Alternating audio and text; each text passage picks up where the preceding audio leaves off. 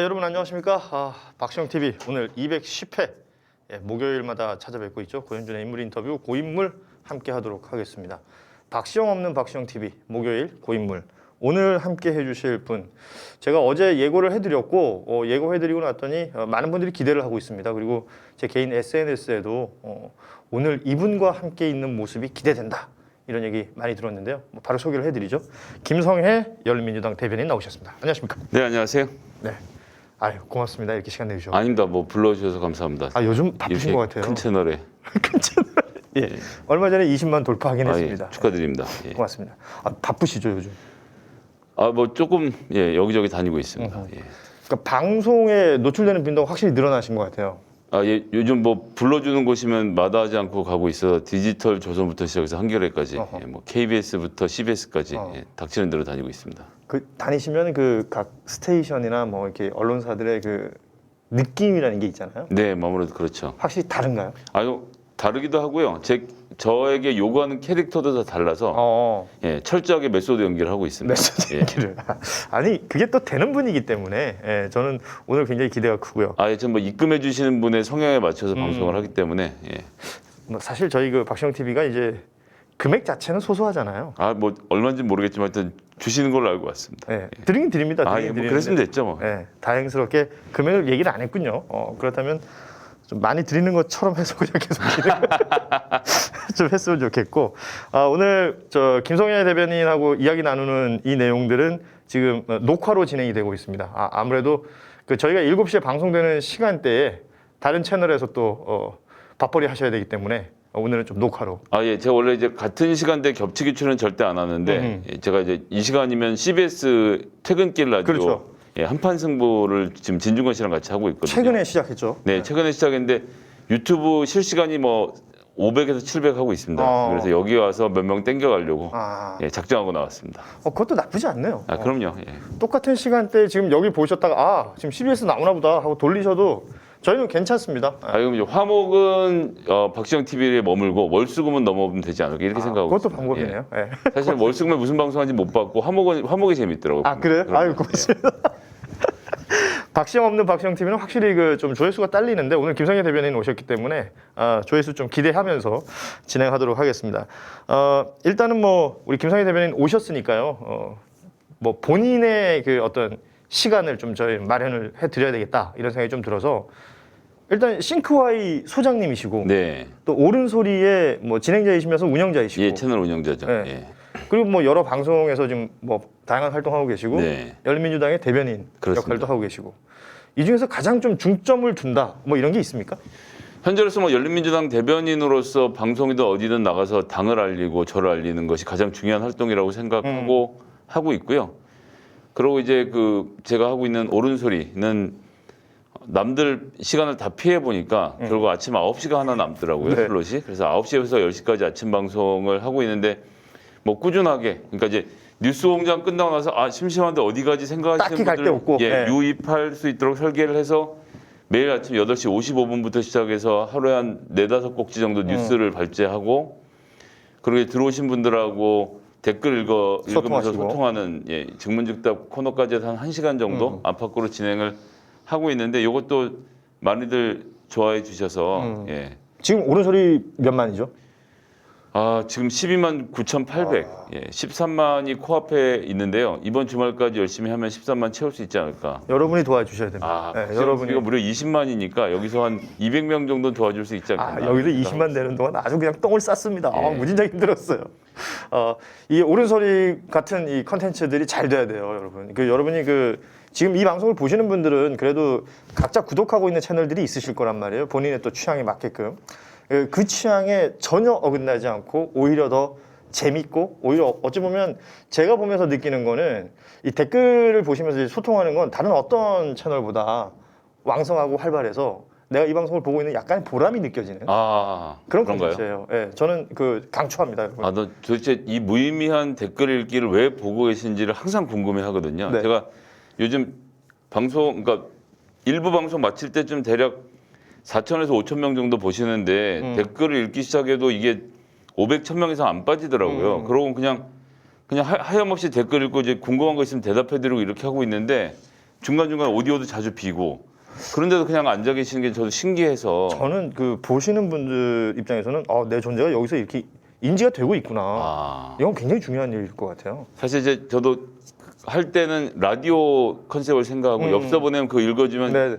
개인 간 소통하는 느낌이 들잖아요. 그 이제 그런 쌍방향이니까. 점도 좀 생각을 했고 그리고 이제 앞에 소식은 아무래도 압축적으로 전달을 하다 보니까 좀 뒷얘기라든지 긴 얘기를 못해서 질문이 나오면 이제 거기에 대해서 좀 길게 답변을 드리는 시간으로도 활용을 하고 있고 제 변명의 시간으로서도 아주 충분해서 여러 가지 저와 관련돼서 이야기가 나오면 이제 거기에 대해서 적극적으로 변명하는 시간으로도 활용을 하고 있습니다. 옳은 소리 재밌어요, 여러분. 네, 꼭 한번 챙겨보시고 만약에 못 보신 분들이 있다면 뭐 오전 시간대 사실은 어떤 분들은 출근한 이후의 시간일 수도 있는데 그 시간대 충분히 틀어놓을 만한 그런 어떤 컨텐츠라는 거 제가 보답니다. 예.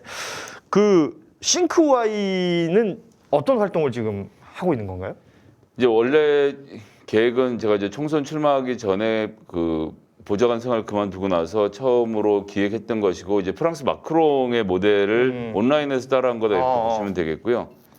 그 과정을 통해서 대략 한 현재 12,000명 정도의 패널을 모집을 했습니다. 네. 12,000명의 패널을 모집해서 그분들에게 카톡을 통해서 구글 링크로, 구글 폼으로 어떤 특정한 주제, 모병제라든지 뭐 그다음에 이슈가 있으면. 출산율 이슈 이런 것들에 대해서 참여자들에게 질문을 주관식으로 하고 답변을 주관식으로 들은 다음에 그 주관식의 내용을 분석해서 사람들이 어떤 생각을 갖고 있는지에 대해서 물어보는 그런 포맷으로 만들어서 운영을 좀 하다가 선거 떨어지고 나서 그다음에 이제 옳은 소리하고 막 이렇게 하면서 저도 여력이 없어서 현재는 지금 활동을 못 하고 있는데요.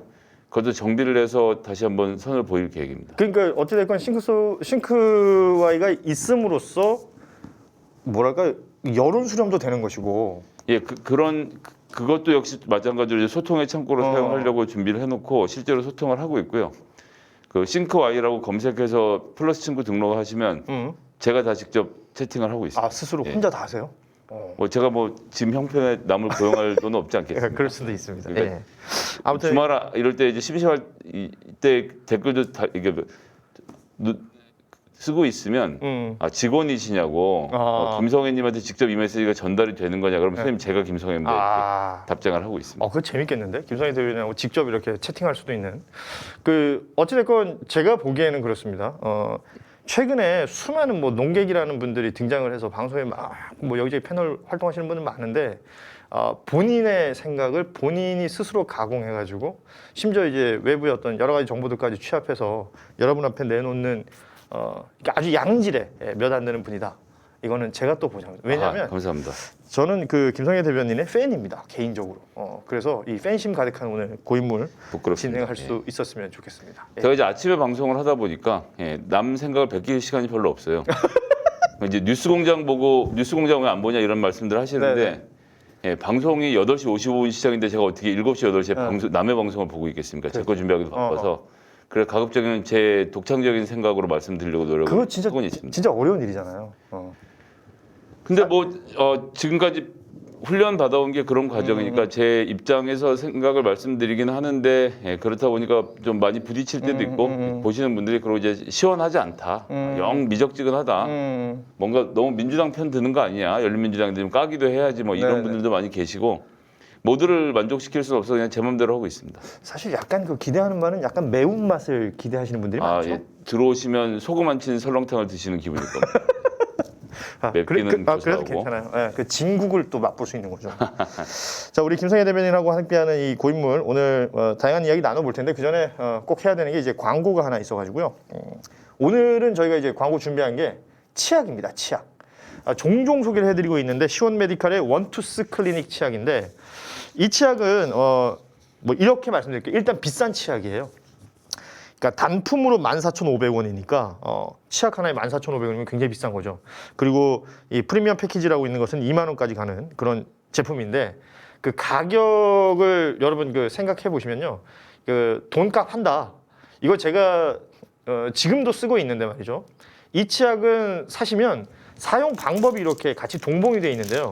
그냥 막 그 치약 광고 같은 데 보면 칫솔 하나 이렇게 덮을 정도로 짜지 않습니까? 그렇게 쓰는 치약이 아니고 여기 적혀 있어요. 콩알만큼만 짜라. 요만큼만 짜서 초벌로 한번 닦고 미지근한 미온수로 헹궈낸 다음에 다시 한번 닦아라. 그러니까 양치를 2번 하라고 여기는 돼 있거든요. 그러면서 이제 자신들이 가지고 있는 약성이라든지 이런 성분들이 잇몸에 굉장히 좋은 성분들이 많은데 그 부분들이 여기 이제 들어간다. 콩알도 아니고 쌀알이라고. 처음에는 완두콩만한 크기로 짜서 쓰고 두 번째로 닦을 때는 쌀알 크기만 짜서 써라. 그래서 이제 가격은 좀 비쌉니다만 제가 그래서 비교해봤더니 다른 치약이랑 그 소모되는 시간은 거의 비슷했던 것 같아요. 아무튼 이 치약을 쓰시는 분들은 다들 만족하시고 입안에 어떤 그 잔물감 없이 깨끗하고 깔끔하게 맛을 볼 수 있다. 이 입안에 어떤 그 맛이란 표현이 맞을지 모르겠는데 상쾌해요. 그러니까 잇몸 약한 분들한테 특히 강추하는 치약이거든요. 그 특히 뭐 피가 난다든지 자주 붓는다든지 그리고 이게 피가 나고 염증 생기면 왜 입냄새도 나잖아요. 이런 분들, 이런 고충이 있는 분들이 이 치약을 쓰시면 아주 도움이 될 것입니다. 그러니까 이게 그냥 비싸기만 한 치약인지 비싼 값을 하는 치약인지 한번 체험해 보시면 좋을 것 같습니다. 광고 잘하죠, 저. 예, 뭐 갑자기 사고 싶은 마음이 들 지경인데요. 그러면서 한편으로는 이 치약을 쓰고 계시다 그래서 야 역시 박시영 TV 진행자는 돈을 많이 버시는 거 이런 생각을 했습니다. 아니 여기서 하나씩 줘요. 그렇군요. 그 지금 저희 7월 한 달간은 박시영 TV, 박시영닷컴에서 판매되는 모든 제품들 전 제품이 무료 배송이에요. 뭐 1,000원짜리 하나 사셔도 무료 배송이고 아주 뭐 고가의 제품을 사도 무료 배송인데 이 무료 배송의 기간 동안 뭐 다양한 제품들 좀 만나보시면 도움이 될 것으로 보입니다. 자, 광고도 했고 먹는 거 줄 줄 알았더니 약간 실망이네요. 요즘 그 코로나가 이제 조금 뭐 4단계까지 되고 이러면서 네. 저희 방송 중에 시식을 하거나 이런 내용들이 조금 어려워가지고요. 우리 저 노정열 씨 나왔을 때 제가 그때를 회고해 보면 그때 뭘 먹었나요? 그때 크라상을 먹는데 예. 르방이 뭔지도 잘 설명을 못하면서 방송들 하시길래 답답해서 오늘 가서 크라상 먹으면서 그 얘기를 해야 되겠다 생각을 했는데 너무 아까웠습니다. 여러분 기회에. 뭐 우리 저 김선희 대변인 개인 SNS 팔로우 하시는 분들 알겠지만 다음 기회라는 게 없구나 이 방송은. 만연체 레시피라는 걸 또 작성을 하시지 않습니까? 네. 그 진짜 대단한 실력이시던데요. 아니 그렇지는 않고요. 요리하는 거 워낙 좋아하긴 합니다. 아니 그래서 요리도 그냥 뭐 찌개나 막 이렇게 팬으로 뭐 이렇게 볶고 이러는 건 정도는 하는데 제빵도 하시잖아요.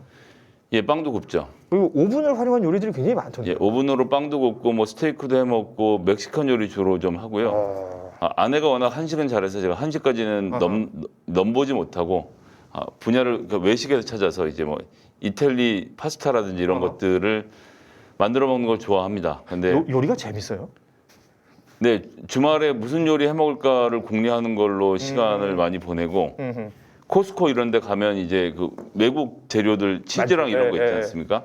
그럼 치즈 하나 2만 원이래요. 싼 건 아니지. 싼 건 아닌데 평소에 뭐 딴 거 쓸 때 생각하면 또 하나 살 수 있는 거잖아요. 네. 이제 그 앞에 가서 이거를 살까 말까 이제 들었다 내렸다 내려놨다 들었다 이제 이런 재미들을 되게 좋아해서요.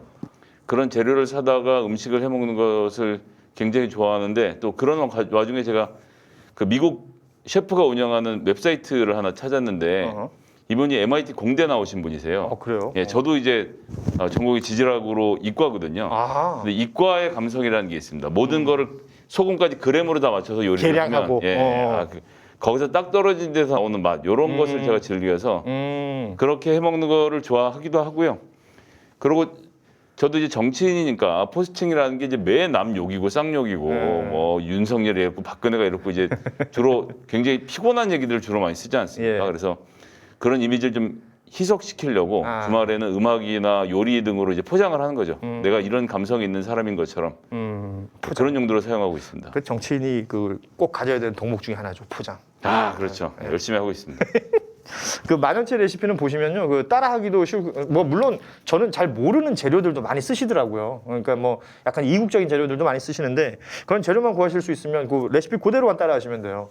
처음엔 그래서 사실은 저와 비슷한 동년배 남성분들이, 그러니까 요리를 잘 못하시는 분들이 따라할 수 있도록 좀 자세하게 쓰다 보니까 그렇게 됐는데요. 점점 더 본질은 훼손이 되고 좀 화려한 요리로 넘어간 경향이 없지 않아 있습니다. 약간 이제 그 겉멋을 부리고. 그렇죠. 그럴 수 남들이 따라하기 어려운 요리들을 해서 난 이런 것도 해서 가족들과 함께 먹는 가정적인 사람이다. 기가 막힌 포장이네요. 가장 열받는 사람 저희 아내죠. 그렇지. 평소엔 손가락도 하나 까딱 안 하고 지가 일주일 21끼 중에 딱 한두 끼 하고는 사진을 5만 대서 찍어서 이제 그걸 막 올리고 막 근데 뭐 그런 거. 자식을 위하는 척, 아내를 위하는 척 하니까 막 목전대합니다. 그 몇 가지 척척 생각나는 그 자전거 타시면서 이렇게 막 사진 찍어서 올려놓으신 것도 그것도 일종의 척입니까? 그럼요. 자전거 실제로 많이 타긴 합니다. 제 자가용이 있고요. 장애인 차를 타고 다니는데 특히나 이런 더운 여름에는 자전거를 못 타죠. 그렇죠. 근데 예전에 국회에 있을 때는 국회에 샤워 시설까지 돼 있고 코로나 전에는 이렇게 된 사정에서는 예를 들어 저녁에 술 먹을 약속이 있다 그러면 아침에 무조건 자전거를 타고 따릉이로 하면 저희 집에다 한강변을 따라서 올 수 있어서 16km 정도 달리면 오거든요. 그럴 때는 출퇴근에 따릉이를 많이 이용을 했었고요. 지금도 이제 방송 도중에를 따릉이를 예를 들어서 여기서 마치고 CBS를 간다 그러면 이 앞에 안양천 따라서 가면 한 30분이면 가요. 그럴 수 있죠. 오히려 차보다 빠르게 갈 수 있기 때문에 따로 제가 운동을 별로 안 좋아해서 따릉이는 되게 잘 탔고요. 그 중간에 우리 이제 박원순 시장님 돌아가시고 나서는 좀 더 악착같이 올리는 경향도 있었어요. 저한테는 박원순 시장에게 받은 가장 큰 혜택이 따릉이였어서. 아무튼 뭐 SNS 좀 한번 보세요. 여러 가지 포장돼 있으니까 그 포장도 그 포장지 하나씩 벗기는 것도 재미잖아요. 안 벗겨지도록 꽁꽁 싸맨 포장입니다. 저는 그 김성애 대변인을 처음 뵀던 게 손혜원 의원실 보좌관으로 계실 때였는데 제가 다른 방송 때문에 이제 그 의원실을 갔어요. 가서 이제 의원실들마다 그 분위기라는 게 있잖아요. 그 대부분의 다른 어떤 비서들이나 보좌관들은 좀 느낌이 비슷했는데 굉장히 큰 목소리에 뭔가 말하는 게 귀에 쏙쏙 잘 들어오는 보좌관이 한 분 있었던 겁니다. 그랬나요, 제가? 그래서 굉장히 신기해가지고 제가 인터뷰를 했던 기억이 있었고, 그러고 나서 이제 그 이후에 어떤 뭐 이제 전면에 이렇게 나서시면서 조금씩 많은 분들에게 대중들에게 이름도 알려주시고 이런 과정들을 그냥 쭉 보면서 그냥 뭐 개인적인 호기심으로 SNS도 좀 팔로우하고 이러면서 이제 팬이 되는 건데, 그래서 저는 굉장히 기대가 크고 오늘 이 시간 동안 그런 얘기들 뭐 이 김성애라는 사람이 세상에 알려지기 전에 어떤 이야기도 있을 테고 또 지금 본인이 하고 싶으신 일도 있을 테고 또 앞으로의 미래도 있을 텐데 이런 얘기 한번 좀 나눠봤으면 좋겠습니다. 어찌됐건 국회의원 보좌관으로 정치에 입문한 건 맞는 거죠? 정확히 따지면 1999년에 너무 오래됐다. 하지 말 걸 그랬더니 20세기 이야기를 해야 돼요. 20세기에 새천년 민주당의 동대문을 지구당에 허인혜라는 분이 출마를 했을 때가 있어요. 거기에 제가 군대 제대하고 나서 첫 직장으로 취직해서 뭐 말은 기획실장이라 그런데 하여튼 뭐 그런 온갖 잡무를 하면서 선거를 치르면서 11표 차로 졌던 그 뼈아픈 선거. 그 선거가 저로서는 그 허인혜 선배하고 함께했던 게 제 첫 직장이었습니다. 그러니까 이제 그렇게 해서 정치에 입문을 한 셈이라고 쳐야 되겠고요. 군대 제대하고 그 일을 했다는 건 그러면 처음부터 정치에 뜻이 좀 있으셨다는 얘기인가요? 그 전에 이제 대학 다닐 땐 또 학생회 활동을 되게 열심히 하는 빨갱이였죠. 그렇게 하다가 그래서 군대를 제대하고 늦게 죄송합니다. 학교를 졸업하고 군대도 늦은 나이에 갔고요. 26살에. 29에 제대하고는 당연히 그러니까 정치에 입문한다 이렇다기보다는 그때는 민주 진영이 계속 이기는 그 당시 이제 김대중 대통령 때였는데 좋을 때였어. 그 뒤로 계속 더 좋은 세상을 만들겠다는 생각을 가지고 정치에 뛰어들고 있을 때였죠.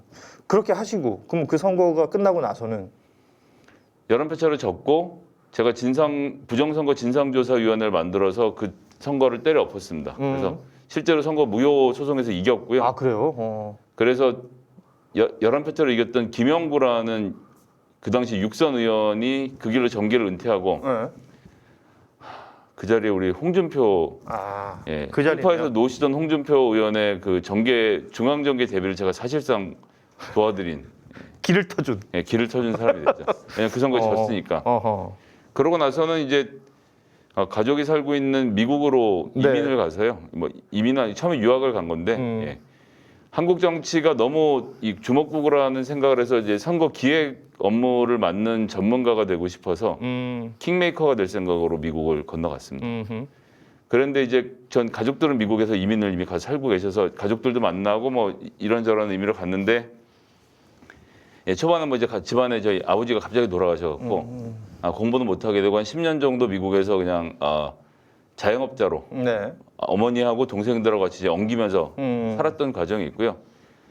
그러다가 이제 노사모 활동을 하면서 노사모에서 뭐 되게 열심히 여러 가지 일을 많이 했습니다. 조국 교수 초청 강연회도 했었고 그 뒤에 이제 2007년 같은 경우는 미국 연방 하원의원에서 위안부 문제에 대해서 일본 정부가 공식적으로 사과할 것을 요구하는 결의안, 120일 결의안이라고 하는데 그걸 추진하는 운동이 있었는데 제가 캘리포니아 지역의 간사의 한 사람을 맡아서 그 추진 운동을 열심히 했고요. 그것에 이어서 기억하시는 혹시 생각나시는 분들도 계실 텐데 미국 캘리포니아 글렌데일이라는 시의회를 설득을 해서 거기에 그 전 세계 최초로 해외 소녀상 그렇죠. 설치하는 일을 할 때 그 단체에 제가 사무총장으로 일을 하면서 예, 글렌데일 소녀상 설치는 제가 한 6분의 1 정도는 크레딧이 있습니다. 그렇게 하면서 이제 구성원이 6명이었나 보죠? 예, 그렇습니다. 예. 주로 활동하던 분들, 뭐 이제 후원원들 많이 계셨는데 실무적으로 이렇게 하시는 분들 그랬고요. 그러면서 그 중간에 이제 민주당의 해외 당직자를 맡게 됩니다. 네. 계기는 2009년에 제2국민선거법이 통과가 되고 나서 그렇지. 총선이랑 대선을 미국에서 치를 수 있게 됐거든요. 그렇죠. 그래서 제가 이미경 사무총장한테 이력서를 내고 나를 뽑아라. 미국에서 선거운동을 내가 제일 잘할 수 있다. 해서 전 미 지역에 그 세계한인 민주회의라는 조직을 결성하는 일을 김성곤 의원이랑 같이 다니면서 했고요. 그 사업의 일환으로 그 나눔 꼼수다. 미국 공연도 제가 주최를 해서 그러셨군요. 예, 그래서 뭐 처음에 요청은 그쪽에서 하버드에 가는 일정이 있는데 그 일정을 좀 도와달라고 하는 것이 인연이 돼서 제가 LA, 시카고, 뭐 그다음에 샌프란시스코, 뉴욕, 보스턴, 워싱턴 DC 뭐 이런 등지 등을 다니면서 이 4명의 항공비를 마련하기 위해서 유료로 공연을 해서 당시 한 30불 적당한 돈이었는데요. LA 같은 경우는 유료 관객을 한 1,500명 모으는. 그러니까 그건 제가 잘한 게 아니고 이제 낙곰수 그때 워낙 인기가 있을 낙곰수는 때라서. 대단했고 그 미국 공연도 굉장히 성황리에 끝났다고 저는 네, 알고 있고. 2011년, 12년 2년에 걸쳐서 이제 그런 일도 진행하다가 대선에 절컥 졌죠. 그때 제가 그 문재인 대선 선거운동 본부에 투표참여운동 북미주 본부장이었는데 선거 지는 거 보고 빡쳐서 그 다음 달 한국으로 귀국을 했습니다. 짐 싸들고 가족들이랑 같이 돌아와서 그래서 국회 보좌관으로 들어오게 됐고요. 그 뒤에는 쭉 보좌관 생활을 했었죠. 제일 처음에 보좌관 생활을 한 곳이 는 신계륜 의원실이었습니다. 신계륜 의원. 예, 당시에 환경노동위원회 위원장이셨고요. 환노위원장실에서 처음으로 일을 같이 하기 시작을 했고 환경과 노동 문제에 대해서 관심이 많아서 예, 계속 보좌관 생활을 하려고 하다 뭐 중간에 이제 우여곡절 끝에 우리 정청래 의원을 만나서 예, 정청래 의원실에 보좌관을 하다가 정청래 의원이 컷오프를 당하는 바람에 마포을. 예, 그래서 손혜원 의원실로 예, 또 옮겨서 손혜원 의원 자연스러운 그거는 뭐 연결이 네네 없군요. 그렇습니다. 아무튼 이게 짧게 말씀해 주셨지만 그 이력이 어찌됐건 보좌관 전까지의 이력 그 물론 이거 뭐랄까 준비된 정치인으로서의 느낌이 생깁니다. 제가 지금 듣기에는. 예, 뭐 그냥 정치 언저리에서 살아남으려고 부단히 노력을 그 노력이 지금 이제 앞으로 있을 어떤 선거라든지 앞으로 있을 내용들에 또 도움이 될 것으로 보이는데 일단 그러면 저는 30대인데 근데 자영업자였습니다. 이제 정치적인 설명만 드렸고 가족들하고 같이 자영업이면 어떤 업이에요? 샌드위치 가게도 하고 예, 한국식 말고 멕시칸식 통닭집도 하고 PC방도 한 적이 있고 멕시칸식 통닭은 좀 다릅니까? 양념만 다르고 방식은 똑같아요. 꼬챙이에 끼워서 이게 굴리고 이게 굴려서 굽는 건데 양념에 뭐 오레가노라든지 이런 이제 멕시칸 양념들이 들어가죠. 그 난도스 뭐 이런 거 난 먹어봤는데 그런 거 비슷한 건가? 어떤 거요? 난도스라는 그 브랜드가 있던데. 예, 그 브랜드는 모르겠지만 하여튼 그런 다 계열들의 약간 좀 벌거티티하게 이렇게 좀 익잖아요. 예, 그렇죠. 예. 그렇게 해서 이제 먹는 닭집도 하고 뭐 닥치는데 돈 되는 일이면 뭐 닥치는 대로 했죠. 가족들이 많이 있으니까. 그 가족들이 이민 중이셨을 테고 그럼 그런 생계에 같이 동참해서 그렇게 그렇죠. 지내셨던 거고 그 시간을 지나면서도 말씀하신 것처럼 미주 사회에서도 이렇게 자신의 어떤 역할들을 계속 찾아서 일을 하시다가 유경야노. 예. 낮에는 일을 하고 저녁 때는 노사모를 하고. 예. 아무튼 그 김성애 그 우리 대변인의 이력을 들으면 들을수록 그 여러 가지 경험치가 있기 때문에 분명 지금 뭐 펼쳐지고 있는 이런 상황들도 본인의 캐릭터와 본인의 색깔로 충분히 이렇게 얘기해 주시는 그 부분을 또 많은 분들이 매력으로 느낄 것 같아요. 그 여기 보면 이제 저희 제작진이 짧게 구성안을 만들어놨는데 여기 이제 소제목이 보좌관의 시선이라는 게 있습니다. 그러면서 이 질문을 그걸 적어놨어요. 류호정 의원 관련된 이야기를 적어놨는데 어그로 정치라는 비판을 많이 듣는다. 뭐 그동안 뭐 이제 주로 주목받았던 게 의상이라든지 아니면 일종의 퍼포먼스 같은 것들이 좀 주목받았고 얼마 전에 타투가 있었고 최근에는 일단은 킬빌, 네. 킬빌이라고 적혀 있는 그 사진들이 지금 많이 유통이 됐는데 어떻게 보세요? 마침 어제 제가 인터뷰를 했어요. 네. 그래서 이제 킬빌 같은 경우는 복장도 복장인데 그 칼은 또 이 일본 귀멸의 돌아서. 칼날에 칼쑥 막 이래갖고 이제 잔뜩 욕을 하려고 준비를 네. 하고 있었는데 그래서 무슨 비리를 전화로 지들이 어떻게 척결을 해 그러고 이제 찾아봤더니 취업 비리 근절 법이라는 법을 냈더라고요. 네. 작년에 그 법안을 냈는데 이 법안이 필요한 게 우리나라 공기업이나 은행에서 지금 채용 비리가 지속적으로 발견되고 있지 않습니까? 뭐 최근에 신한은행, 우리은행에서 나왔고 엊그제는 LG에서도 똑같은 일이 벌어졌다는 네네. 보도도 나왔고 한데 이게 지금 채용 비리는 처벌하는 법이 없어요. 아 그래요. 예, 그래서 업무 방해로 처벌을 해야 돼요. KT의 경우를 들어봅시다. 저기 김성태 의원이 딸. 고용해달라고 누군가 얘기해서 고용이 된 거잖아요. 예. 근데 고용한 회사에서 우리가 업무가 방해받지는 않았습니다. 이래버리면 처벌을 못해. 아하. 고용한 행위 자체가 문제가 있는 건데 뭐 이런저런 커넥션과 결탁으로 한 건데 사실은 그런 고위직의 자녀를 입사시키는 것은 회사로서는 사실 손해는 아니거든요. 얘가 한 달에 1년에 월급을 4천을 받든 5천을 받아가든 10년 동안 4억을 받아가도 그 아버지가 한 큐 해결해 줄 수 있는 것이 수백억의 그렇죠. 경우가 네. 많이 있지 않습니까? 여하튼 그래서 채용 비리는 현재 현행법으로는 처벌이 정말 어렵습니다. 업무 방해라는 것을 입증하는 게 본인 고용한 당사자가 내가 얘를 고용해서 내 업무를 방해했어요라고 말을 해야 되는데 이게 안 되니까. 그렇죠. 그래서 잔챙이들만 걸려 들어갔기 때문에 사람을 채용하는 데 있어서 지역이나 뭐 지인이나 뭐 성별 이런 걸로 차별을 해서 채용할 경우 처벌하는 법안을 내놓은 건데 이게 20대들에게는 되게 절실한 법안이었던 거죠. 그래서 욕을 하기가 어려워졌습니다. 그렇게 해서 작년에 법안을 냈는데 올해 3월에 검토 보고서라고 해서 그 내용을 검토하는 이 환경노동위원회 검토 보고서 내용도 굉장히 훌륭했고 네. 그 법안을 여야가 논의를 안 해주니까 노란 옷을 입고 뛰쳐나가서 이 법안 논의해달라고 이제 소리를 친 거죠.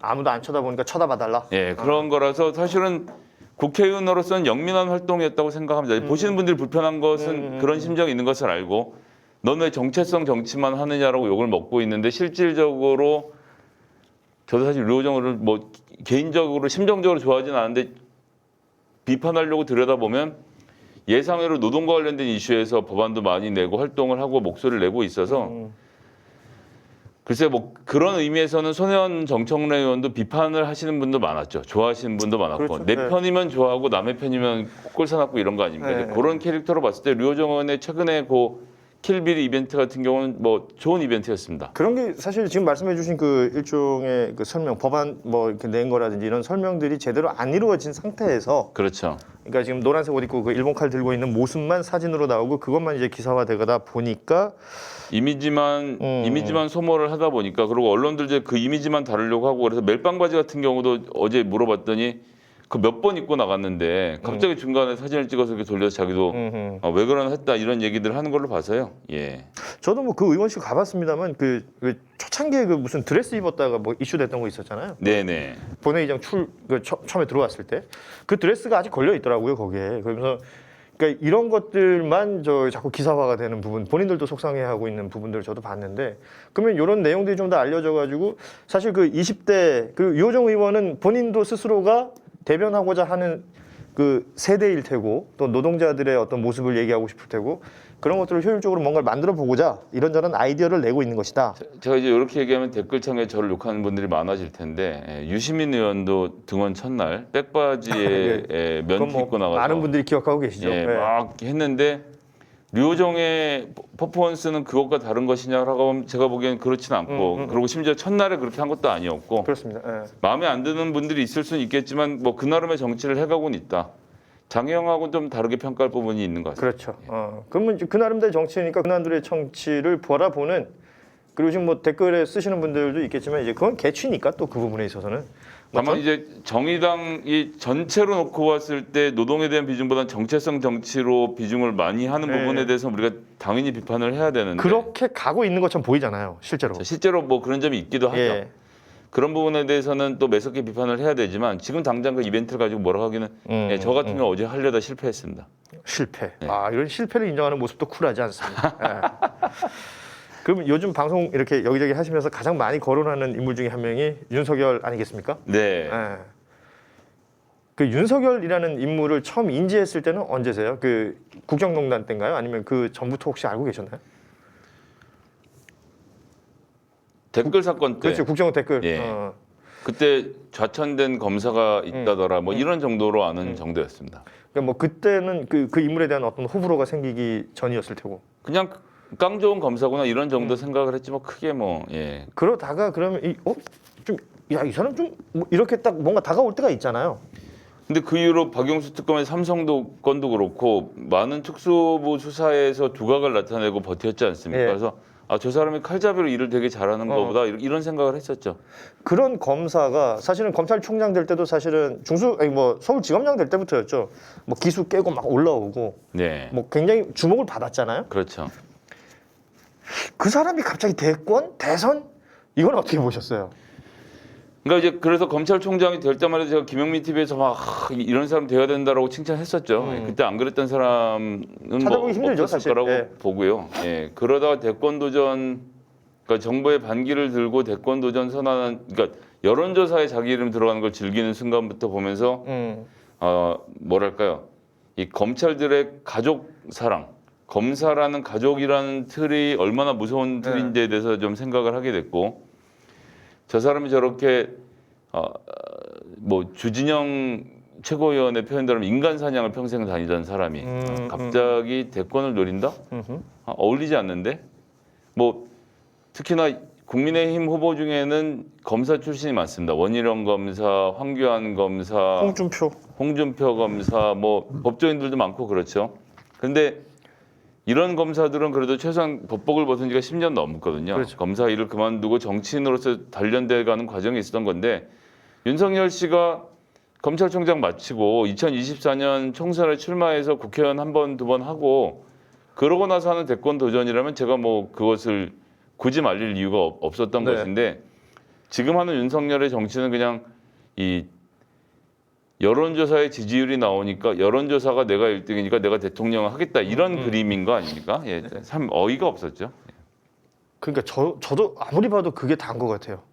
그 전부터 예컨대 내가 검찰총장 할 때부터 혹은 아까 말씀하셨던 검사로서 뭐 이런저런 일들을 그 깡 좋은 검사로 지낼 때부터 나의 꿈은 대통령이요 뭐 이런 사람이었으면 뭔가 준비도 했을 테고 뭔가 거기에 대한 공부나 수련이나 뭐 이런 것들이 있었을 텐데 그게 아니라 여론조사의 이름이 어떠한 형태로도 올라간 이후에 그 숫자를 보고 나서 그 뭐 이런 표현을 많이 쓰지 않습니까? 뽕을 맞았다.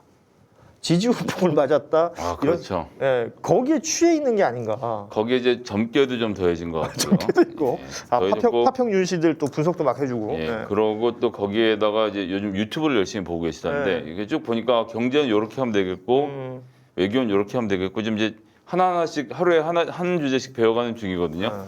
저런 속도로 배워서 대통령을 할 수 있다는 생각한다는 자체가 놀랍죠, 사실은. 그냥 심플한 것 같아, 뭔가 굉장히. 예. 아무튼 그런 인생, 야 남자 인생 뭐 있어? 한 판이 가는 거지 이런 컨셉이에요 지금. 어제도 저희 방송 중에 얘기했는데 제가 그냥 보면서 느끼는 건 술자리에 저런 형이 있으면 재밌어요. 아 그렇죠. 그러니까 막 이러면서 막 자신의 어떤 그 설레발을 엄청 떨면서 얘기를 옛날 하는데 무용담도 하나 하고. 네. 예. 그러면서 중간중간에 실수도 빡빡 해주고 아 이 형 골 때리네 뭐 이러면서 볼 수 그렇죠, 있는 예. 형인데 저런 사람이 지금 대권 노린다 그러니까 그건 정말 어이없다라는 표현을 뭐 쓸 수 있을 것 같고 그리고 그러면 안 되는 것 아닌가 이 생각이 확 들더라고요. 예, 언론이 비윤리적인 거죠. 그러니까 문재인 정부는 끝장을 내야 되겠고 마땅히 국민의힘에서 올라오는 사람은 없는데 여론조사해 보니 윤석열 지지율 나오네. 그럼 얘를 세워서라도 때려 엎어봐야 되겠다 생각을 하고 부추긴 거죠. 부추겼는데 뭐 이러다 지금 지지율이 계속 떨어지고 있어요. 떨어지다가 오늘 같은 경우 전국지표조사 결과 보니까 이재명, 이낙연 두 사람에게 전부 다 오차범위 밖에서 지금 1대1을 지고 있거든요. 예. 조금 전에 윤석열이 대통령이 되어야 하는 이유는 윤석열의 지지율 때문이었다고 말씀드렸는데 그렇기 때문에 지지율이 떨어지는 순간 이 사람은 갑자기 대통령을 할 이유가 없어져 버린 거예요. 그게 유일한 이유였기 때문에. 존재 이유 자체가 없어질 수도 있는 거죠. 그리고 이제 지지율이 떨어지는 것도 마찬가지 이유인 거죠. 문재인 정부에게 실망하고 문재인이 독재라고 생각하고 386의 내로남불에 혀를 찬 사람들이 모여 있다가 괜찮은데 저 사람? 그럼 절로 한번 가볼까라고 우르르 몰렸는데 기존의 주장을 그대로 반복하는 데다가 국민의힘의 얘기랑 똑같은 거라고 제3지대를 돌보겠다고 하면서 대구에 가서 다른 지역 같은 밀란 이런 소리나 이제 매일 예. 이 헛소리를 하다 보니까 사람들이 아니라고 생각해서 외면을 하는 상황이 되니까 지지율이 떨어지니까 이걸 어떻게 하지? 라고 걱정을 하면서 중도층으로 나갈 용기는 없고 그러다 보니까 쭈그러들면서 결국은 대구에 가서 박근혜 대통령 수사에서 송구하다 이런 얘기까지 하면서 눈앞에 사채를 땡기고 있는 모습 좀 보여주는 거거든요.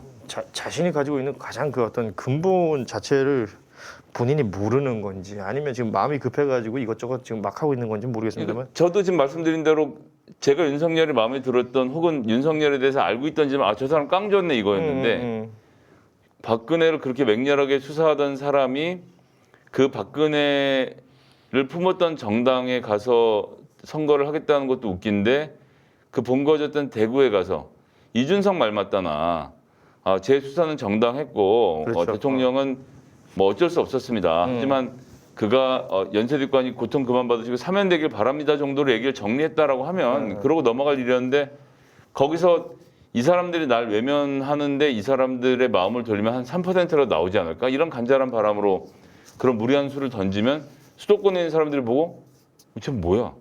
그나마 용기가 있었던 것도 사실이 아니네? 이렇게 되는 그림이 지금 만들어지고 있는 겁니다. 그러니까 옛날 스타일이에요. 앞만 봐도 그 인터넷이 없던 시절에 정치하는 사람.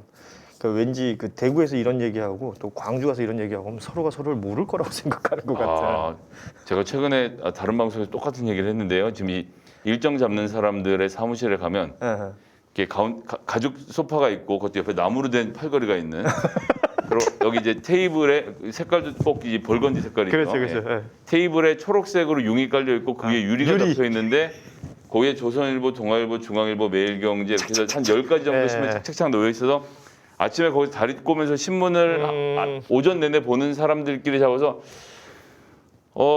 윤검 어제는 광주 갔으니까 오늘은 대구 어때? 약간 요렇게 일정 잡는 느낌? 예, 그런 느낌인데 딱 저랑 그러니까 저도 마음 통하셨네. 그 느낌을 받아요. 그러니까 그만큼 주변의 참모들도 뭔가 시원찮지 않느냐. 저는 만약에 저런 어떤 그 개인의 캐릭터를 보면서 리스크 같은 것들이 인지가 될 거 아니에요, 옆에 있으면. 그렇죠. 그걸 관리하기 위한 노력을 안 하는 건가, 못 하는 건가. 아무튼 굉장히 이상한 느낌을 많이 받습니다. 저희 박시영 대표 같은 경우에 그런 얘기 많이 하거든요. 너무 일찍 드랍하면 이 판이 좀 흥미가 없어질 텐데.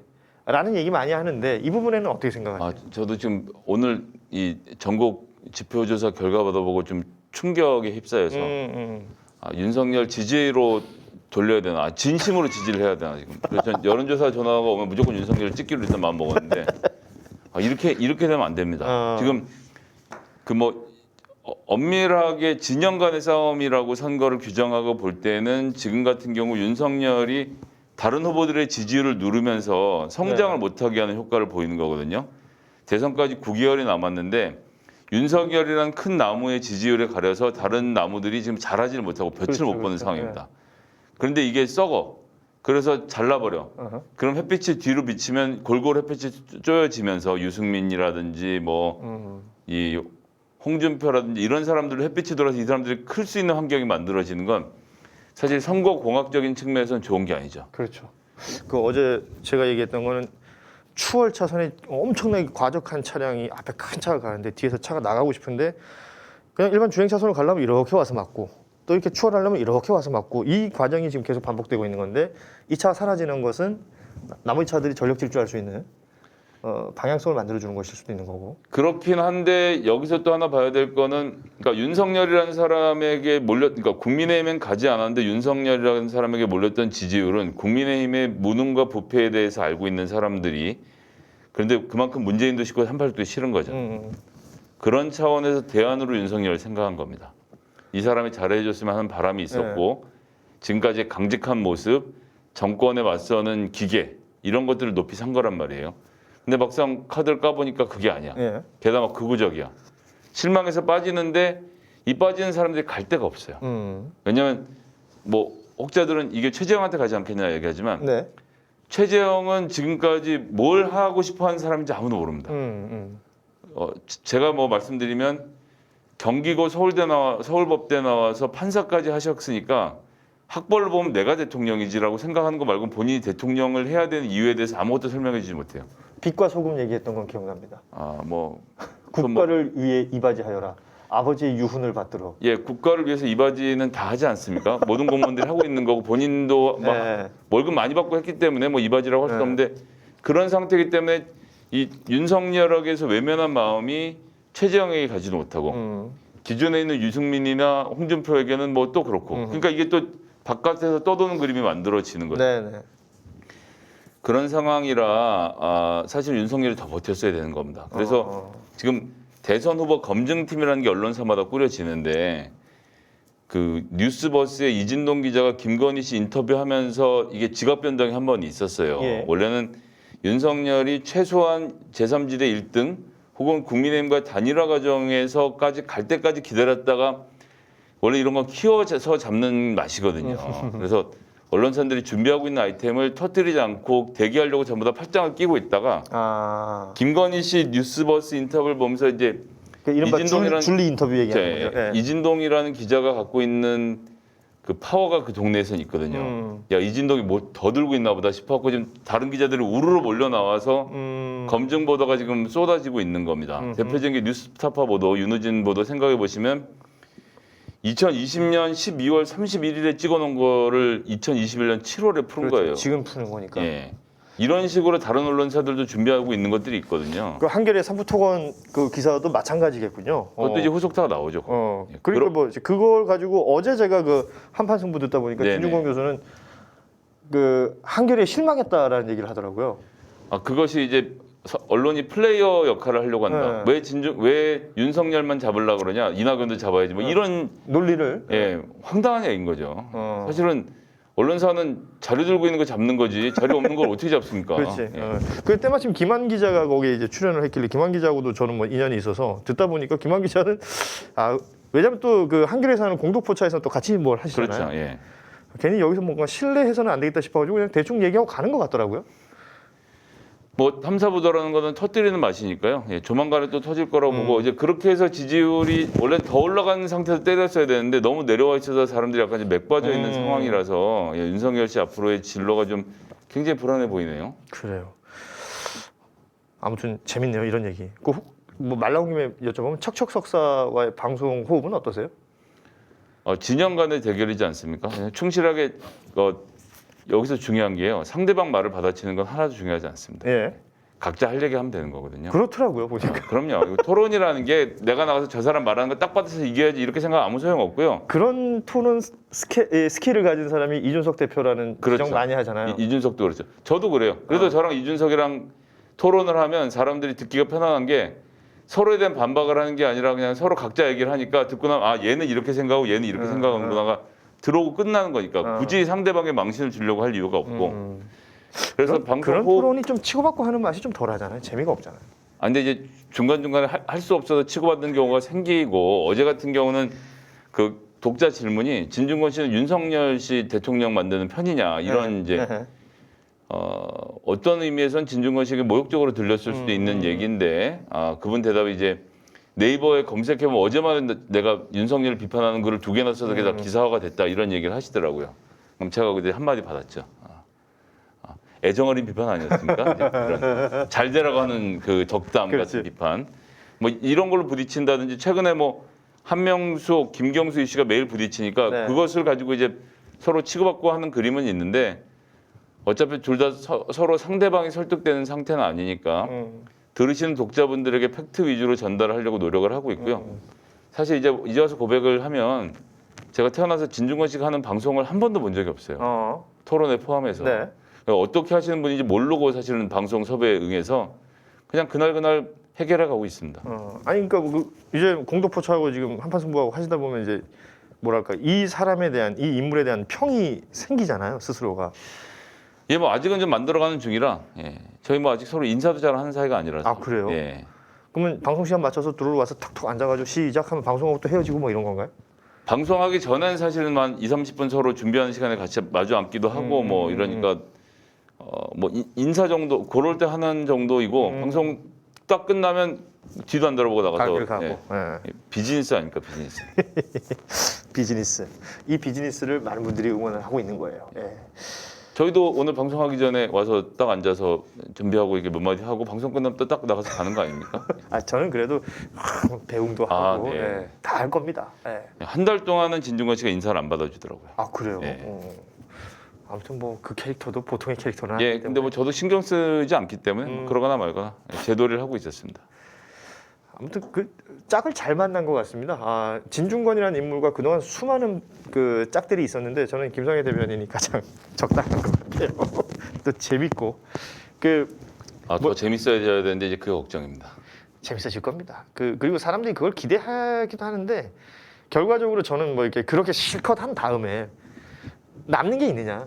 그러면 진중권이 말한 거는 뭐고 김성애가 말한 거는 무엇이고 그럼 나는 이렇게 부등호를 그려봤을 때 아 이쪽 의견에 더 동의가 돼. 뭐 이런 식의 뭔가 남는 게 있어야 되는데 그동안 그 척척석사와 누군가가 이렇게 그런 어떤 합을 맞췄을 때 남는 거보다는 아 그냥 짜증나 뭐 이런 식으로 끝나버리는 경우들이 많았었기 때문에 예, 그래서 전 반박을 하지 않고 아 그렇게 생각하시는군요. 아 그러니까 검사들이 100번씩 조사를 해도 문제가 없다고 생각하시는 거죠. 아 그럼 필요하죠. 아 네 그렇군요 하고 말아요. 예, 거기서 뭐 어떻게 그렇게 생각할 수 있냐고 따져봐야 서로 그렇지. 짜증만 나니까 듣는 사람들이 들으면 알 거 아닙니까? 그래서 아 저 사람 저런 거구나. 예, 아. 저 사람 저렇구나 하고 판단하게 해주면 되지 내가 굳이 거기서 내 말을 승복하게 만들 생각은 전혀 없거든요. 아 되게 그 훌륭한 어떤 그 작전인 것 같아요. 아 내 말 할 시간도 없는데 남의 말 반박 귀찮습니다. 예. 아 지금 그 이제 뭐 저희가 시간이 거의 다 돼가는데 어우 시간 진짜 잘 가죠. 엄청 빠르네요. 네. 예. 그 열린민주당 얘기를 좀 해야 될 것 같아요. 네네. 그 열린민주당의 당직자시고 그 열린민주당은 지금 이 대선 전국 어떻게 준비를 하고 있나요? 저희는 사실 관련해서 내부에서 논의를 좀 시작한 중이고 열린민주당이 이제 열린당하고 민주당이라는 두 당이 합당을 한 당이에요. 내부적으로 보면 민주당은 소위 말하는 이제 친문 문재인 대통령을 지키겠다, 언론 개혁하겠다, 검찰 개혁하겠다 이제 이런 스피릿은 민주당에 있습니다. 네. 그럼 열린당은 뭐냐? 당원들이 직접 후보를 공천한다. 당원들이 모든 의사결정 구조에 참여한다. 뭐 이런 거거든요. 그래서 제가 운영하던 정치연구소 싱크아이의 컨셉을 따와서 공약을 정할 때도 그 당원들 전체에게 공약과 관련된 이야기를 물었고 저희들이 정했던 17가지 공약 중에서 어떤 공약이 더 여러분들의 마음에 드시냐도 물어서 순위도 다 정하고 네.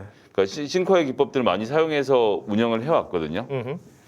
그래서 이번 대선에 임하는 자세도 마찬가지입니다. 뭐 우리가 전략적으로 어떻게 뭐 후보를 자체적으로 낼 거냐 아니면 민주당 선거를 돌 거냐 이렇게 접근하기보다는 열린당이라는 입장에서 열린민주당의 대선 참여는 마땅히 이래야 한다라는 의견을 먼저 듣는 게 중요하다라고 생각을 하고요. 의견을. 예. 이건 이제 게시판에 나오는 의견 뭐 이렇게 듣는 정도로는 부족하다고 생각을 하고 예. 당원들과 직접 소통을 통해서 당원들 각각이 갖고 있는 생각을 먼저 듣고 그 생각들을 당원 의식 조사한 거죠. 예. 그 생각이 정리가 된 내용을 바탕으로 해서 당 지도부가 이런저런 것들을 논의하고 당원들이 직접 투표를 결정하는 과정을 밟아갈 계획입니다. 그러면 그게 어느 정도 속도는 좀 붙어야 되지 않을까요? 이제 최근에 논의를 하고 있으니까 곧 뭐 이야기가 불거질 거라고 생각을 하고 있고요. 지금 민주당 같은 경우는 경선 진행 중이고 저희가 뭐 딱히 거기에 이러쿵저러쿵 할 것은 없으니까요. 우리의 독자적인 전술을 어떻게 할 건지에 대해서 뭐 이제 창의를 시작한 중입니다.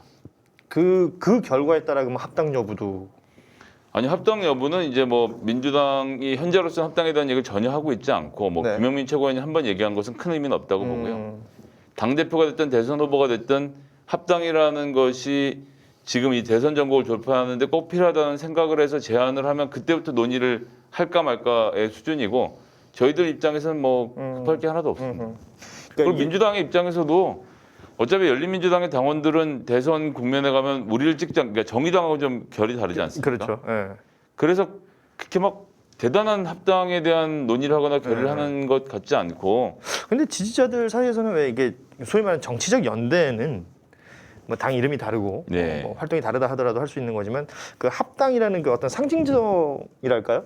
이런 것들에 대해서도 중요하게 생각하시는 분들이 있는 것 같더라고요. 그러니까 리얼미터 기준으로 지난주 여론조사 보니까 민주당이 37, 우리가 7 이렇던데요. 예. 이게 합쳐지면 44잖아요. 예. 뭐 이렇게 해서 상대당을 압도할 수 있겠다 이런 생각을 할 수도 있는데 어쨌든 지난번 당대표 선거 과정에서 김부겸, 이낙연 그리고 박지민 후보 예. 전부 다 열린민주당 뭐 와서 합당 얘기도 하고 막 오만 진짜 얘기들을 하고 다녔는데 막상 선거 딱 끝나니까 딱 입시더라고요. 그래서 뭐 이 문제에 대해서는 저희는 먼저 나서거나 할 계획은 전혀 없고요. 민주당이 정중하게 요청을 하면 그때부터 당원들의 의사를 물어야 되는데 제안이 있은 후 당원들의 의견을 취합하고 뭐 토론하는 과정도 격렬하게 벌어질 것인데 이제 시간이 지나면 지날수록 독자 생존에 무게를 두는 분들의 좀 비중이 늘어나는 것도 무시할 수 없고요. 그런데 그렇죠. 또 하나의 문제는 선거법 개정이라는 것이 사실 여야 두 당이 다 이니셔티브를 쥐고 있으니까 네. 우리 당이 어떻게 살아남을 수 있을지가 남의 당의 법안 통과 여부에 결정돼 있다는 점에서 좀 저희들도 고민이 많이 되긴 하죠. 그게 뭐 어떻게 하는 사실 것이 좋을 것인가. 그 두 정당 외에 나머지 정당 모두의 그 고민이기도 할 거예요. 그거는. 그렇죠. 예. 아무튼 열린민주당의 어떤 그 활약 그리고 그 소속 의원들 그리고 소속 그 구성원들이 생각하고 있는 것들이 있을 텐데 이런 것들도 저는 좀 뭐랄까 더 적극적인 어떤 필드에서 펼쳐지는 네. 그런 시간들이 분명히 필요하다. 그리고 그 보면 이런 생각을 할 때가 있거든요. 열린민주당의 이제 전면에 있는 분들, 프론트맨들 같은 경우에는 그 개인기는 어디 내놔도 삐뚤어지는 분들이 아니기 때문에 이분들의 개인기에만 너무 우리가 이제 뭐랄까 매몰되어서는 좀 힘들 것 같고 그 정당 자체에 뭔가 뭐랄까 퍼스널리티라고 할까요? 이런 것들이 좀 더 좀 전면에 나왔으면 좋겠다라는 생각을 해요. 예, 뼈 아프신 지적입니다. 저희가 좀 많이 부족한 부분이고요. 아, 무슨 말씀이세요? 합쳐서 뭔가 하나로 좀 만들어진다 이런 그림에 대해서는 고민을 더 많이 해야 될 것 같습니다. 자, 오늘 뭐 이게 오늘이기 때문에 제가 이제 이 현안 얘기를 안 하고 넘어갈 수는 없어서 이거 좀 짧게 얘기하고 갈게요. 그 김경수 지사의 이게 대법원 형 확정을 보면서 뭐 기운 빠지신 분들도 많으실 테고, 야 이게 어떻게 이럴 수 있냐라고 생각하시는 분들도 많으실 텐데 이 상황이 대선판에 미치는 영향 뭐 이런 얘기 많이 하잖아요. 그럼 이 상황을 우리가 이번에 한번 봤기 때문에 또 선거 과정에 그 이른바 그 드루킹 같은 인간들이 등장할 수도 있는 거 아니겠습니까? 이런 것들을 좀 이렇게 좀 걷어낼 수 있는 그런 뭐랄까 그 시스템이나 그 구조는 없는 걸까요? 이게 그러니까 드루킹이라는 사람이 새로운 기법을 개발을 했다라고 하면서 우리가 경공보 회원들끼리 열심히 해서 댓글을 달 테니 달겠다고 얘기한 게 하나. 네. 그다음에 그 과정에서 드루킹이 여러 가지 본인의 사수를 동원해서 김경수 주변 사람들을 구워 삼고 접근한 것. 그렇죠. 그러니까 김경수 지사 입장에서 제가 그 주변에 권한 사람들을 알고 있는데 그런 사람들이 추천하면 안 만날 수가 없어요. 그렇겠죠. 예. 네. 그냥 예를 들어 제가 최강욱 대표에게 누군가를 소개시켜주는 거랑 똑같은 거예요. 일단 네. 만나는 거지. 뭐 그걸 거절할 수는 없거든요. 이런 과정에서 벌어진 일들이라서 앞으로 그러고 그런 사람들은 계속 있습니다. 근데 댓글에 좋아요가 많이 눌리면 그게 여론을 바꾸느냐. 우리가 여기에 대해서부터 다시 생각해야 되는 거죠, 사실은. 그래서 네이버의 댓글이 정말 국민 여론의 흐름을 바꿀 수 있느냐. 이 문제에 대해서도 생각을 해봐야 되는 것이고. 그리고 다른 말로 하면 도대체 어쩌다가 이 나라는 네이버라는 한 포털 사이트에서의 활동으로 나라의 정치 경제가 다 좌지우지 되는가. 그리고 본인은 그냥 사기업에 불과하다고 빼고 있는 걸 그냥 놔두고 있는가. 이 문제도 좀 같이 봐야 되는 측면이 있어서요. 좀 생각보다는 복잡한데 정치인들이 눈앞에서 성과가 나오는 걸 기대하잖아요. 예. 그러니까 본인 기사에 좋은 댓글이 많이 달리고 좋은 댓글에 추천이 많이 눌렸으면 좋겠다. 이게 눈앞에 보이는 숫자니까. 이런 것에 이건 김경수 지사 얘기는 이미 지나간 겁니다. 네. 그런 것에 집착해서 그런 것을 도와주겠다고 하는 브로커들의 접근에 대해서 좀 더 경각심을 가져야 된다라고 생각을 하고 결국 본인 의제 싸움이라고 생각해요. 어떻게 의제를 만들고 그 의제를 들고 나오느냐에 따라서 국민 여론을 움직인다는 점을 좀 믿고 이 좋아요 개수, 리트윗 개수에 너무 집착하지 않는 정치를 할 필요가 좀 있다고 생각을 합니다. 그렇죠. 그런 것들이 뭐 다양하게 이곳저곳에서 뭐 그런 비슷한 댓글이나 뭐 좋아요나 이런 것들의 형태로 다양한 곳에서 있어가지고 그게 이제 막 취합되고 평균치가 내어지고 막 그래가지고 그 안에서 의미를 찾는다면 모르겠는데 네이버라는 하나의 포털이고 그렇죠. 그러니까 이게 지금 김경수 지사 같은 경우는 업무방해로 지금 그렇죠. 2년형인 거 아니에요? 그러니까 하나의 기업의 업무를 방해했다. 그 이유로 현역 도지사를 그 지사직을 잃게 만들 수 있는 그런 지금의 구조는 아무리 생각해도 좀 잘 이해가 안 돼요. 그 코로나 시국이고 그 공석이 되면 있을 수 있는 데미지들도 분명히 있는 건데 또 타이밍도 좀 저는 굉장히 좀 의미심장한 것 같고요. 왜냐하면 이 대법원 그 공판 그러니까 판결이 나기 전에 그 일정이 잡히는 과정이 굉장히 빨랐거든요. 이런 것들이 다 그냥 저는 사기치도 않고 그냥 마음도 안 좋고 그렇더라고요. 예, 근데 뭐 저는 이제 이번 대선에서 이기는 게 제일 중요하다고 생각해서 냉정하게 좀 말씀을 드리면 우리가 한일전 지고 나서 심판이 호각을 이상하게 부렸다 아무리 얘기해도 진 한일전은 돌아오지가 않습니다. 네네. 그래서 지금은 패인을 분석하고 다음 경기를 준비해야 될 때라고 생각을 하고 그런 의미에서는 그러니까 여기서 패인은 심판이 아니에요. 예. 그래서 대법원의 구성원을 바꾼다고 해서 이게 해결될 문제도 그렇죠, 아니고 그렇죠. 대법원의 모든 정치 문제가 대법원으로 가서 머리를 조아릴 수밖에 없는 우리의 이 정치 풍토를 바꾸는 것부터 시작해서 우리 쪽으로 문제 해결의 솔루션을 끌고 와야 해결이 되지. 계속 저들에게 던져놓고 검찰에 고발해놓고 사법개혁해야 된다. 수사를 똑바로 안 하네. 재판을 똑바로 안 하네라고 얘기를 하면 우리가 건들 수 없는 영역에 보내놓고 자꾸 얘기를 하는 거잖아요. 그러니까 제 입장에서는 정치로 끌고 들어와서 정치 문제는 정치 안에서 부딪히고 해결하는 그림을 만들어야 된다라고 이야기를 하는 것이고 그런 점에서 어제 했던 송영길 이준석 대표 간의 이런 대담들 이런 것들이 더 활발하게 이루어지고 논의가 만들어지는 구조가 돼서 서로 고발장 들고 다니는 정치를 좀 그만하는 문화가 만들어진 게 중요하고요. 이것의 또 기저에는 최근에 정당 정치가 내부에서 사람을 키우지 않고 성공한 사람들 위주로 픽업을 하는데 성공한 사람들이라는 게 대부분 변호사들이 또 정치에 관심이 많아서 법조인들은 너무 많아요. 이런 문제들도 좀 같이 좀 놓고 봐야 되지 않겠나 싶습니다. 그렇죠. 우리나라 국회 그 300명 이렇게 들여다보고 있으면 법조인 아니면 유명인 뭐 이렇게 그냥 대충 정리가 되는 것 같고. 근데 국회 법은 또 입법고시를 합격해서 국회 사무처에 좋은 사람들이 많아서 변호사가 법 안 만들어요. 다 그거 다 시키지. 그럼요. 그 보좌관들이나 비서진들 일하는 거 보고 있으면 와 진짜 무섭더만요. 그거 살벌하던데요. 그럼요. 그러니까 그 와중에 그 국회의원 뭐 누구라고 말할 수는 없지만 놀러 다니는 사람들 수두룩뻑뻑이고 그 놀러 다니면서도 그 빡세게 일하고 있는 보좌진들 불러가지고 야 이거 뭐냐 또 이렇게 물어보고 나 하여튼 그 이해 안 되는 거 많이 봤거든요. 예, 아무튼 우리 김성애 대변인께서 이 지금 가지고 계시는 어떤 이런 다양한 그 기존에 가지고 계셨던 뭐 경력과 이런 모든 것들이 지금 녹아들어서 방송에서 보여주시고 또 정치 활동하시면서 보여주시는 모습들이 이게 뭐랄까요? 좀 왜곡 없이 잘 전달됐으면 좋겠다는 생각도 저는 합니다. 예, 뭐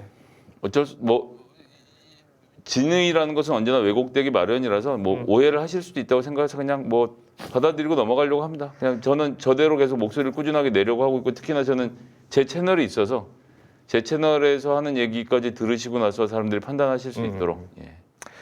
그러면 개인 김성애, 정치인 김성애의 다음 목표는?